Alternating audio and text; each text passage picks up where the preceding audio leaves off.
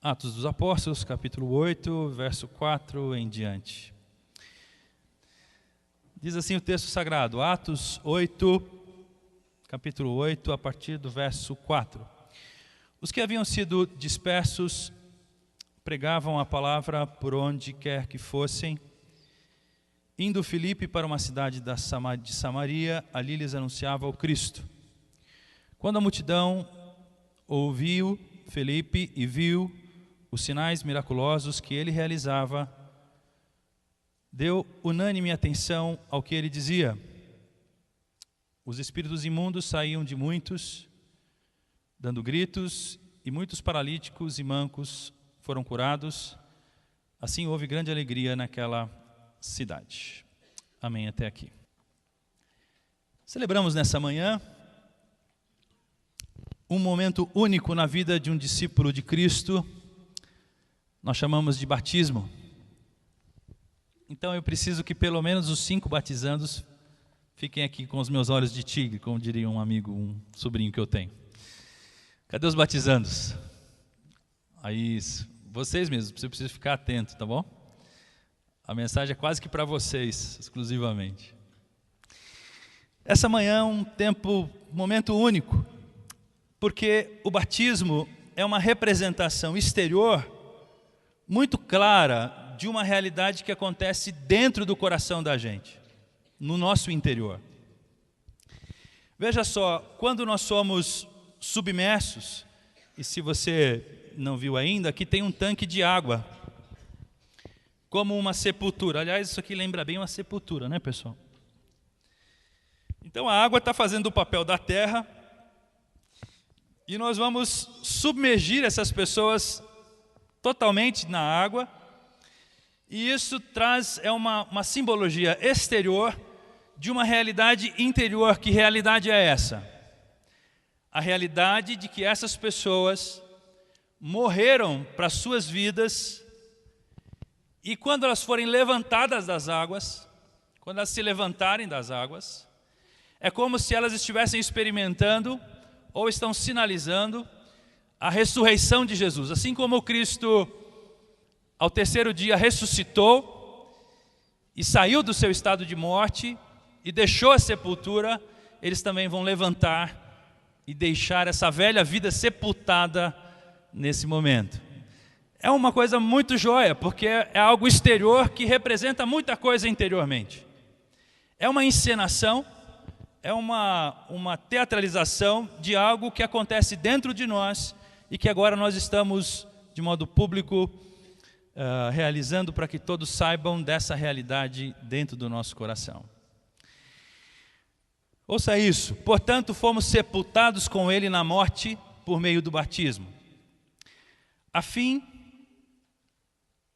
de que, assim como Cristo foi ressuscitado dos mortos, mediante a glória do Pai, também nós vivamos uma vida nova. Se desta forma fomos unidos a Ele, na semelhança de sua morte, unidos a Cristo, certamente seremos também na semelhança de sua ressurreição. Pois sabemos que o nosso velho homem foi crucificado com Ele, para que o corpo do pecado seja destruído e não mais sejamos escravos do pecado, pois quem morreu foi justificado do pecado. Ora, se morremos com Cristo, com Ele também viveremos. O que Paulo está dizendo é que você morre com Cristo e o seu pecado morre ali. Nada de levantar e depois ficar falando assim: eu estou com pecado, eu não sei, o pecado está me atrapalhando. O seu pecado, o preço do seu erro, futuro, presente e futuro, já foi pago por Cristo. Você morreu, você está morto. A sua velha identidade, não é aquela identidade velha, a sua velha identidade já foi. O velho Lucas morreu. O velho Adair morre hoje. Eu vou te matar já, Adair. Assim, força de expressão, irmãos. Ele pediu para ficar um pouco mais de tempo lá embaixo, talvez eu... Já fez o suficiente. Leva, Senhor, né? Meninas, é isso. vocês já experimentaram a nova vida da ressurreição. E a velha vida ficou para trás. Então, não me venha mais com seus velhos, ai, porque eu faço, ai, porque eu tenho, ai, porque eu... O apóstolo Paulo vai dizer assim, eu sou um cara miserável, porque o que eu quero eu não faço, o que eu não quero eu vou lá e faço. Eu piso na bola. Mas, espera aí, se o que eu não quero eu faço, tem alguém fazendo isso por mim. É verdade, é aquele miserável do velho homem que ainda fica metendo o dedo na minha nova vida. E tem uma resposta para esse velho homem, tem uma solução para ele. A solução para ele é a cruz de Cristo. Cristo resolveu essa parada. Então, a grande novidade é que você vive uma nova vida sem culpa. É óbvio que quando você peca, e todo mundo vai acabar pecando em algum momento, você vai se entristecer, mas tá tudo, a batalha vai ter que ser travada, mas a guerra já está ganha. Isso não vai acabar. Até os últimos dias, e por mais consagrado que sejamos, sempre, quando você menos percebe, está lá o coisa ruim de novo, o Eli Roberto das avessas outra vez. Você está aqui de novo, cara, achei que você já tinha... dá a brecha que eu vivo de novo, você alimenta o trem que ele volta. Mas essa vida já está decidida. Temos uma nova vida. A outra coisa que o batismo simboliza é essa inclusão na comunidade da fé, nesse corpo místico de Cristo através do seu Espírito. Pois em um só corpo todos nós fomos batizados em um único Espírito, quer judeus, quer gregos, quer escravos, quer livres, e a todos nós foi dado de beber de um único Espírito. Nesse corpo a gente abandona o reino do eu, e a gente passa a viver o reino de Deus, onde o Pai é nosso, o pão é nosso, a vida é nossa. Mas tem um problema aqui. Dadas as muitas versões de fé dos nossos dias, dadas as muitas versões de religião, parece que fica difícil, gente, para os seus amigos, seus familiares, perceberem exatamente o que foi que aconteceu com a Luana para que ela estivesse experimentando tudo isso. Talvez fique difícil para as pessoas entenderem que a devoção de vocês não é a um pastor, a uma igreja, a uma denominação. Talvez fique difícil das pessoas perceberem que o processo não é de fora para dentro. Nossa, a Sandra passou a frequentar a igreja, ela começou a usar saia agora, ou ela não corta mais o cabelo, ou ela então mudou seus modos exteriores. É difícil para as pessoas perceberem que essa transformação, ela acontece de dentro para fora. E a sua fidelidade não é mais a um homem, a uma denominação, a uma igreja. A sua fidelidade e a sua relação é direta com o Criador do universo. Como assim, pastor? Isso é muita coisa. Pois é, eu também acho que é muita coisa, mas Deus quis que fosse muita coisa assim. No passado nós precisávamos de um sacerdote, precisávamos de um dia sagrado, um lugar sagrado, um homem sagrado, para nós chegarmos até Ele, e Ele então iria até Deus em nosso nome.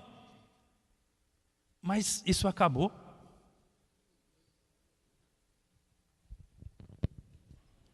É você e sua nova vida, em relação, em intimidade, em contato, em conversa com o Senhor do universo.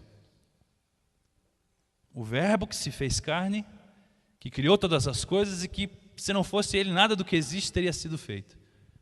Pensa que isso é uma coisa simples ou uma coisa comum, uma coisa banal? De jeito nenhum. De jeito nenhum. Assim, me parece necessário a gente ter um certo discernimento das razões que devem levar as pessoas ao batismo. Por que é que esses 5 irmãos, as 3 irmãs e os 2 irmãos, estão aqui nessa manhã dizendo: eu quero publicamente dizer que minha vida foi dada a Cristo e eu morro com Ele, e quero dizer claramente através desse gesto que eu estou vivendo agora para a vida dele, eu vivo nele, para a glória dele e por ele. Por que essas pessoas estão fazendo isso nessa manhã?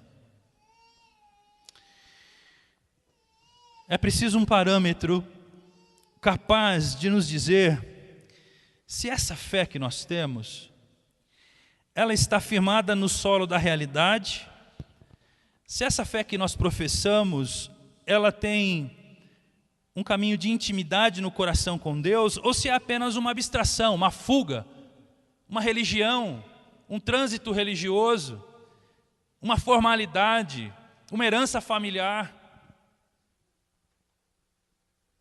Essa fé é fruto do quê? É fruto de um hábito? Ou ela é fruto de uma relação verdadeira, única, que tem os pés na realidade, que lhe considera o que está acontecendo de fato comigo e que considera a presença de Deus comigo o tempo todo? Parece que a gente precisa de alguns critérios para mensurar isso. Eu quero agora, através da narrativa de duas histórias de batismos, duas pessoas se batizaram, e através da história dessas duas pessoas, eu quero poder conduzir você às motivações que devem levar ao batismo. Quais são as motivações corretas e as motivações equivocadas para que alguém vá até o batismo? Veja aí Atos capítulo 8, então. Nós sabemos que há um contexto quando essas duas histórias acontecem. O contexto é que havia um homem assassinado chamado Estevão. Ele era um discípulo de Jesus e ele era um homem muito amável. Mas assim que crucificam a Cristo, ele se levanta diante do seu povo e contando a história de toda a história do seu povo, desde lá de trás, de Abraão e vindo durante os anos, ele chega em Jesus e diz assim: muito bem, todos esses que rejeitaram essa história lá atrás, vocês são filhos desses caras, e vocês fizeram a mesma coisa agora, só que dessa vez com o Filho de Deus. Vocês deram as costas ao Messias, ao ungido. Agora vocês deram as costas ao próprio Deus. E vocês são terríveis, pessoal. Vocês são obstinados mesmo, vocês são rebeldes. E aí o povo fica bem feliz em ouvir isso, e aí o povo pega em pedras e sacode a poeira. O Estevão ora dizendo assim: Deus, tem misericórdia desse pessoal, recebe a minha alma. E o Paulo, famoso apóstolo, que nesse instante ainda era o Saulo, está lá olhando, segurando as roupas do Estevão e dizendo assim: vai que isso é tudo de bom. Quando Estevão morre, há uma onda de perseguição aos cristãos e eles fogem para outras cidades. E nessa dispersão aí que essas duas histórias acontecem. O Felipe chega a uma cidade chamada Samaria, está aí no versículo 5, e começa a pregar lá. O Felipe era um pregador, um evangelista, e junto com a mensagem do evangelho, acompanhava a sua mensagem sinais miraculosos, gente sendo curada e pessoas sendo libertas de espíritos opressores, e esses sinais seguiam o Felipe. Só que nessa cidade, lá em Samaria, havia um homem chamado Simão, e a gente vai falar do batismo do Simão. A história do Simão começa aí no versículo 9, um homem chamado Simão vinha praticando a magia durante algum tempo naquela cidade, impressionando todo o povo de Samaria. Ele se dizia muito importante, todo o povo, do mais simples ao mais rico, dava-lhe atenção e exclamava: este homem é o poder divino conhecido como o grande poder. Outras versões vão dizer assim: esse homem é o grande mago, é o grande mestre. E todo mundo estava ali enredado com ele. E o verso 11 vai dizer: eles o seguiam, pois ele os havia iludido com sua magia durante muito tempo. O Simão, então, era um personagem que exercia influência nessa cidade, que Felipe chegou e começou a pregar. Veja que interessante isso. O mago, então, ouve a mensagem de Felipe, e aí ele se interessa por conhecer mais. Ele começa a ver Felipe e fala: opa, peraí, Quando Filipe começa a pregar e fazer milagres, está aí no verso 12, Filipe anuncia as boas novas do reino, no nome de Jesus, e muitas pessoas creem nele. E foram batizados, tanto homens quanto mulheres. O verso 13 vai dizer que o próprio Simão também creu e foi batizado. E seguia Filipe por toda parte, observando, maravilhado, os grandes sinais e milagres que eram realizados. Então, a princípio, o Simão ouviu o evangelho, creu, se batizou, e aí ele ficou impressionado com essas boas novas. Bom, que tipo de mensagem é essa? Que tipo de poder é esse?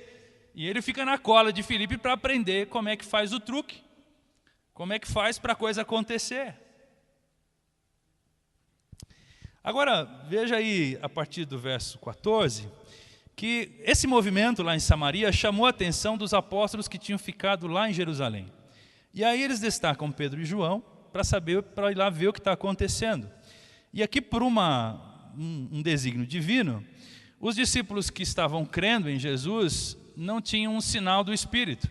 Então, quando Pedro e João chegam, eles oram pelas pessoas e as pessoas recebem o Espírito de forma nítida, de forma miraculosa, por assim dizer. Isso era uma forma de ter unidade na igreja, porque a igreja estava em Jerusalém e a outra em Samaria. Se eles começassem uma igreja em Samaria por conta própria e não tivesse vínculo nenhum com Jerusalém, nós teríamos duas igrejas e já começaria essa história de divisão de igreja.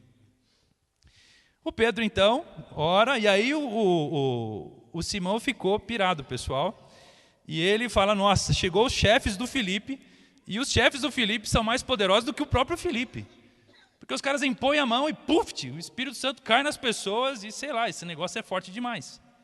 E aí ele faz um pedido no verso 19, olha aí. Dê-me também esse poder para que a pessoa sobre quem eu puser as mãos receba o Espírito Santo. O Simão tem essas motivações. Ele quer poder.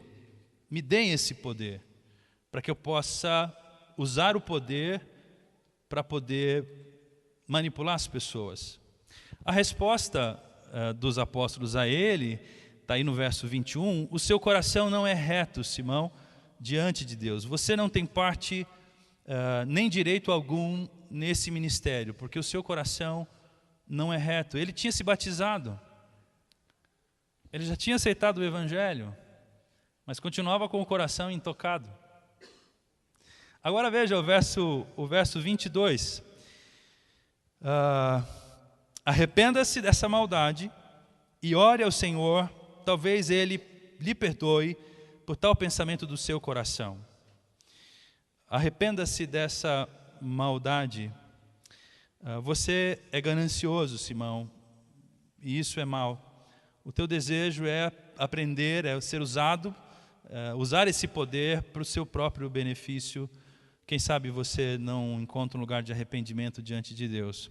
E aí veja que interessante o verso 23, que o Simão vai dizer o seguinte, olha, por favor, verso 24, orem ao Senhor por mim, para que não me aconteça nada do que vocês estão dizendo. O apóstolo diz assim, ore a Deus, peça perdão a Deus. Ele diz assim, não, eu não sou muito assim com o chefe. Eu não sou muito assim com Deus. Por favor, vocês orem por mim a Deus. Vão até lá, falem com Ele por mim. Quem sabe Ele não vai ouvir vocês ao invés de me ouvir. Isso diz para nós que o Simão não tinha nenhuma intimidade, nenhum relacionamento com Deus, mas ele já era chamado de discípulo e já havia passado pelo batismo. A ideia é que não há sinais de mudança interior na vida do Simão. Ele continua agindo da mesma forma. Quem olhava de fora, o Simão agora é um discípulo do tal Jesus que o Filipe pregou e que o Pedro e o João vieram aqui confirmar. Mas ele não tinha mudança de caráter, ele continuava pensando e agindo da mesma forma. Interessante isso. Agora, tem uma outra história de batismo aí mesmo, no texto de Atos 8, e eu não tenho como chamar o etíope eunuco, porque ele não estava muito ocupado essa semana. Então vamos ter que ser nós mesmos aqui no texto sagrado, tá bom? Veja aí, verso 26 em diante. Um anjo do Senhor disse a Felipe, o Felipe que estava pregando e pregou para o sermão: vá para o sul, para a estrada deserta que desce de Jerusalém a Gaza. Ele se levantou, partiu, no caminho encontrou um eunuco etíope, um oficial importante, encarregado de todos os tesouros de Candace, rainha dos etíopes. Esse homem viera a Jerusalém para adorar a Deus. Veja que interessante, o eunuco era um homem castrado ou que havia nascido sem a condição de fertilidade. Ele não era em nada parecido com um homossexual, não se trata disso.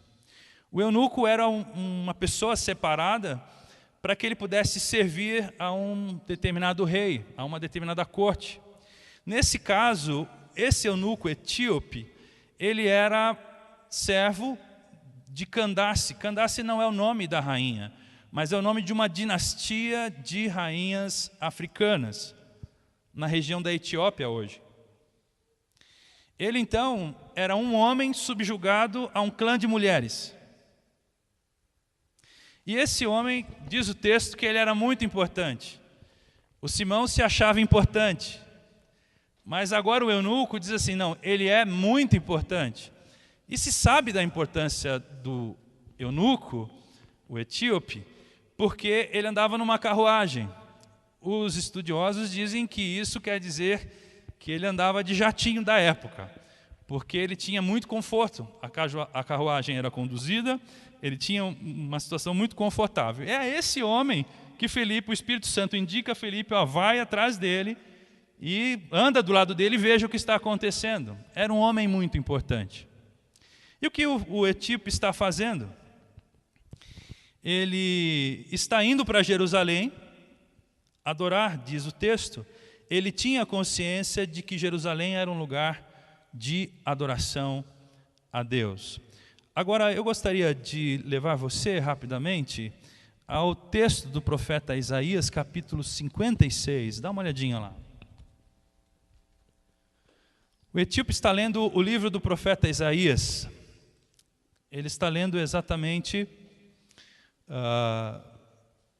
no capítulo 53. Mas no capítulo 56 tem uma informação relativa aos eunucos e estrangeiros que é muito interessante e que faz muito sentido com a história desse eunuco. Veja aí, Isaías 56, verso 3 ao verso 8. Olha o que diz a profecia de Isaías: que nenhum estrangeiro se disponha a unir-se ao Senhor, venha a dizer: é certo que o Senhor me excluirá de seu povo. E nenhum eunuco se queixe, não passo de uma árvore seca, ou seja, não tenho fertilidade. Pois assim diz o Senhor: aos eunucos que guardarem os meus sábados, que escolherem o que me agrada e se apegarem à minha aliança, em outras palavras, aos eunucos que se relacionarem comigo, guardarem os meus mandamentos e se colocarem numa relação de aliança comigo, a eles darei dentro do meu templo e dos seus muros um memorial e um nome melhor do que filhos e filhas, um nome eterno que não será eliminado. Que interessante isso. O Antigo Testamento, Deuteronômio, proibia que um eunuco acessasse o templo. Ele era um ser humano contaminado, ele era impuro. Mas Isaías está profetizando: quando um estrangeiro ou um eunuco vier aqui, e se o coração dele estiver ligado ao meu coração, se ele tiver temor a mim, eu vou dar para ele uma coisa muito maior do que filhos e filhas. Vou dar um nome a ele, vou dar uma identidade a ele, eu vou fazer um memorial e ele vai se sentir importante e valorizado por mim mesmo. Essa era a profecia de Isaías. Então esse eunuco, você imagina, ser um homem na condição de eunuco, para cuidar. Se você não consegue nem cuidar do império da sua mulher, imagina você cuidar de um império de rainhas de Candace. Ele estava subjugado na sua figura masculina. E o eunuco vai até Jerusalém adorar. Agora veja que interessante, voltando para o texto de Atos. Essa passagemzinha aí foi rápida. Vamos voltar para Atos. O verso 28 diz que, de volta para casa, ele estava voltando para casa, sentado em sua carruagem, e o que ele estava fazendo? Lia o livro do profeta Isaías. Você conhece alguém que lê a Bíblia? De verdade? Isso é meio raro, gente que lê a Bíblia. Inclusive pastores que leem a Bíblia também. Não anda muito em moda, pessoal. A gente lê comentário, a gente lê outras coisas, livros. Agora, ler a Bíblia, sim. O eunuco era um cara que lia a Bíblia. Ele não só lia a Bíblia, veja aí. Ele queria compreender. O verso 28 explica isso. De volta para casa, sentado em sua carruagem, esse homem... de volta para casa, sentado em sua carruagem, lia o livro do profeta Isaías, e o Espírito disse a Felipe: aproxime-se dessa carruagem e acompanha. Então Felipe correu para a carruagem, ouvindo o homem lendo o profeta Isaías, e lhe perguntou: o senhor entende o que está lendo? E ele então vai responder: como posso entender se alguém não me explicar? Ele queria uma explicação. Assim convidou Felipe para subir e sentar-se ao seu lado. Esse ao seu lado tem muito significado.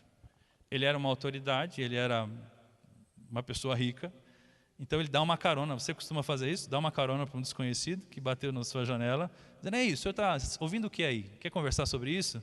Posso entrar do seu lado aí, pegar uma carona? Mas não para aí, olha só, continua o texto. O eunuco estava lendo esta passagem das Escrituras. E aí a gente vai lá para Isaías capítulo 53, versos 7 e 8, que é o texto que nós vamos ler. Ele foi levado como ovelha para o matadouro, e como cordeiro mudo diante dos tosqueadores, ele não abriu a sua boca. Em sua humilhação foi privado de justiça quem pode falar dos seus descendentes, pois a sua vida foi tirada da terra. O eunuco perguntou a Felipe: diga-me, por favor, de quem o profeta está falando? De si próprio ou de outro? Essa pergunta de si próprio ou de outro faz muito sentido, porque durante o livro do profeta Isaías, essa figura do servo sofredor, uma hora é traduzida como o profeta, uma hora é traduzida como a nação de Israel, outra hora é traduzida como uma outra pessoa numa dimensão futura. E ele está querendo saber quem é essa pessoa que o profeta está falando. É dele mesmo ou é uma outra pessoa? Quem é que foi levado como ovelha para o matadouro? Quem é que não abriu a sua boca nessa hora, foi humilhado e foi privado de justiça e não teve mais descendentes? Parece que essa parte é interessante, porque ele também não podia ter descendentes. O Felipe, então, responde a ele quem é essa figura. Está aí no verso 36. Então Felipe, começando com aquela passagem de Isaías 53, começando com aquela passagem da Escritura, anunciou-lhe as boas novas de Jesus. E o que acontece? Veja o verso 37. Disse Felipe: você pode, 36, prosseguindo pela estrada, chegaram a um lugar onde havia água. O eunuco disse: olhe, aqui há água, que me importa de ser batizado? O Felipe então responde: você pode, se crer de todo o seu coração. E o eunuco então responde: creio que Jesus Cristo é o Filho de Deus. Nós não sabemos quanto tempo levou essa prosa de Felipe e eunuco. Nós não sabemos como foi que o Felipe fez, mas o Felipe explicou as boas novas. E o Felipe mostrou para ele que aquele homem do profeta Isaías era o Cristo que acabara de ser morto. E que todas as profecias do Antigo Testamento se realizavam nele, e que ele era o caminho, a verdade, a vida e o caminho para que ele estabelecesse a sua relação com Deus. O eunuco entende isso no caminho. E ele fala: eu quero me identificar com Jesus, o Filho de Deus.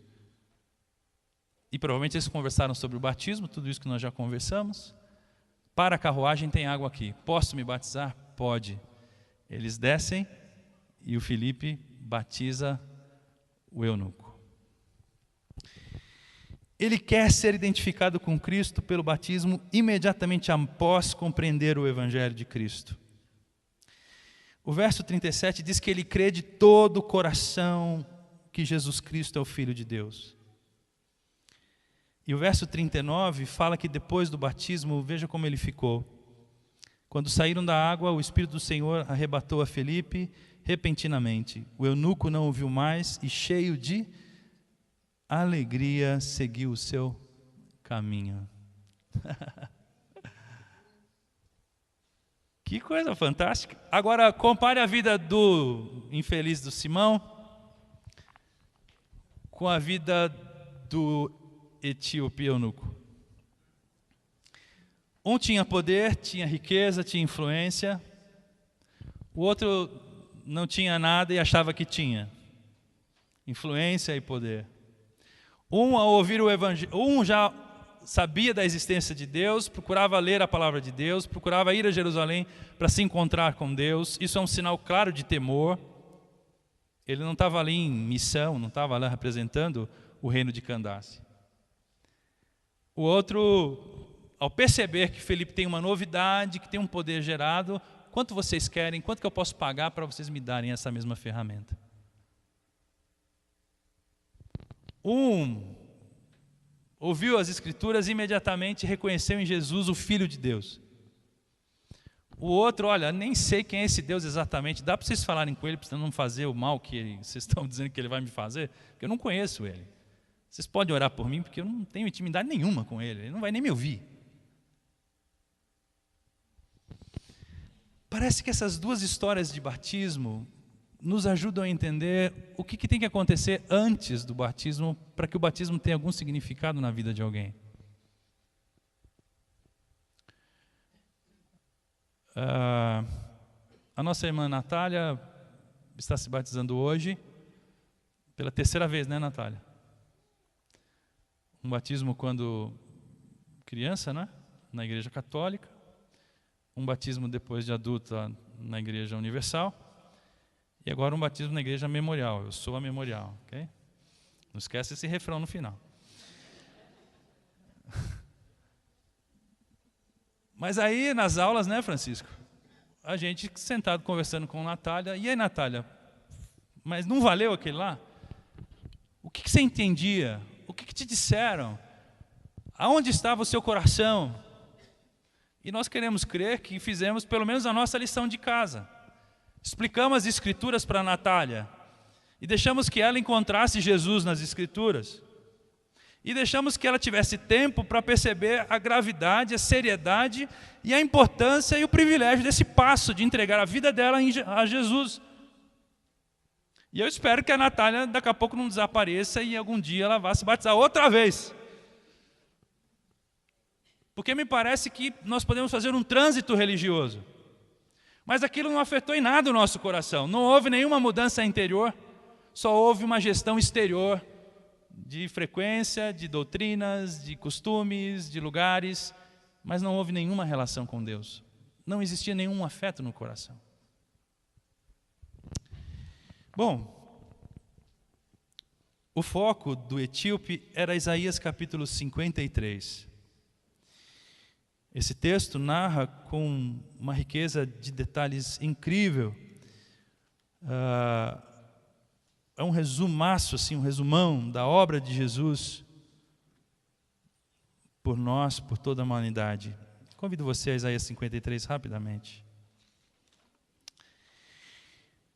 Olha só, quem creu na nossa mensagem, quem foi revelado o braço do Senhor? Ele cresceu como um broto tenro e como uma raiz saída da terra seca. Ele não tinha qualquer beleza ou majestade que nos atraísse, para que o desejássemos. Foi desprezado, rejeitado pelos homens, um homem de dores, experimentado no sofrimento, como alguém de quem os homens escondem o rosto, foi desprezado e nós não o tínhamos em estima. Certamente ele tomou sobre si as nossas enfermidades e sobre si levou as nossas doenças. Contudo, nós o consideramos castigado por Deus afligido e atingido. Mas ele foi transpassado por causa das nossas transgressões, foi esmagado por causa de nossas iniquidades. O castigo que nos trouxe paz estava sobre ele, e pelas suas feridas fomos curados. Todos nós, tal qual ovelhas, nos desviamos. Cada um de nós se voltou para o seu próprio caminho. Mas o Senhor fez cair sobre ele a iniquidade de todos nós. Ele foi oprimido, afligido, contudo não abriu a sua boca. Como um cordeiro foi levado para o matadouro, e como uma ovelha que diante de seus tosqueadores fica calada, ele não abriu a sua boca. Com julgamento opressivo foi levado. E quem pode falar dos seus descendentes? Pois ele foi eliminado da terra dos viventes. Por causa da transgressão do meu povo ele foi golpeado.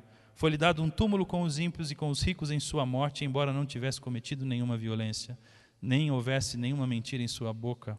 Contudo foi da vontade do Senhor esmagá-lo e fazê-lo sofrer. E embora o Senhor tenha feito da vida dele uma oferta pela culpa, ele verá a sua prole e prolongará os seus dias, e a vontade do Senhor prosperará em sua mão. Depois do sofrimento de sua alma, ele verá a luz e ficará satisfeito. Pelo seu conhecimento, meu servo justo justificará muitos e levará a iniquidade deles. Por isso eu lhes darei uma porção entre os grandes, e ele dividirá os despojos com os fortes, porquanto ele derramou a sua vida até a morte, e foi contado entre os transgressores, pois ele levou o pecado de muitos, e pelos transgressores intercedeu. Ele está falando de Jesus, irmãos. O etíope é levado diretamente à história da redenção, ao centro da história da redenção. O etíope se encantou: quem é essa figura que é capaz de produzir essa tão grande libertação na humanidade? De quem ele está falando? O Felipe chega e sopra: é Jesus. E aí a pergunta é: o que é redenção? Redenção é o ato de redimir. Significa libertar alguém de alguma coisa, reabilitar uma pessoa, salvar uma pessoa. E é exatamente isso que acontece. Veja o que Paulo fala: nele, em Jesus, temos a redenção por meio do seu sangue, o perdão dos nossos pecados, de acordo com a riqueza da graça de Deus. Por causa da graça de Deus, temos os nossos pecados perdoados. Ele derramou essa graça sobre nós com toda sabedoria e entendimento. Do que mais somos redimidos? Somos redimidos do pecado e do poder do pecado sobre nós. Nós já lemos isso no começo, mas vale ler um outro texto. Portanto, agora já não há condenação para os que estão em Cristo Jesus, porque por meio de Jesus Cristo, a lei do Espírito de vida me libertou da lei do pecado e da morte. Porque aquilo que a lei for incapaz de fazer, por estar enfraquecida pela nossa vontade, Deus o fez, enviando o seu próprio Filho à semelhança do homem pecador, como oferta pelo pecado do homem. E assim condenou o pecado na carne de Jesus, a fim de que as justas exigências da lei fossem plenamente satisfeitas em nós, que não vivemos segundo a carne, mas segundo o Espírito. Do que mais somos redimidos, somos libertos, somos reabilitados dessa separação que havia entre nós e Deus. Vocês estavam mortos em suas transgressões e pecados, nos quais costumavam a viver. Vocês seguiam a presente ordem desse mundo, o Espírito que agora está atuando em todos os que vivem na desobediência.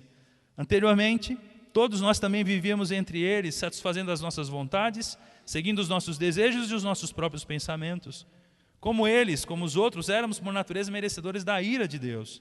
Todavia Deus, que é rico em misericórdia, pelo grande amor com que nos amou, deu-nos vida juntamente com Cristo, quando ainda estávamos mortos em transgressões. Pela graça vocês são salvos. Do que mais somos redimidos? Somos redimidos de uma maneira vazia de viver.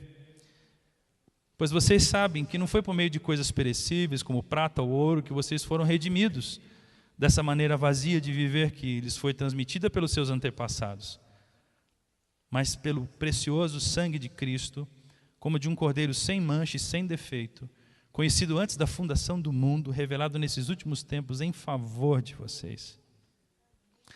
Do que mais fomos redimidos?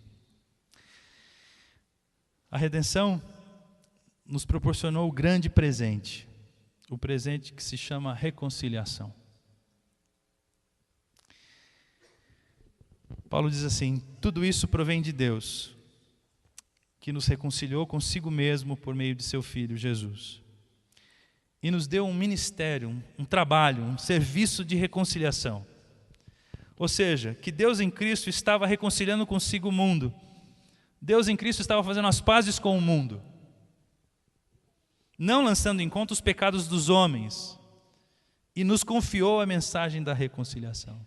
Independe da sua condição de pecador, em Cristo Deus se reconcilia com você.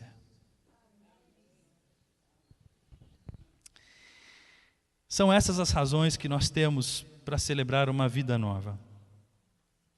Como discípulos de Jesus, nós queremos nos apropriar da obra de Cristo e viver a vida da ressurreição.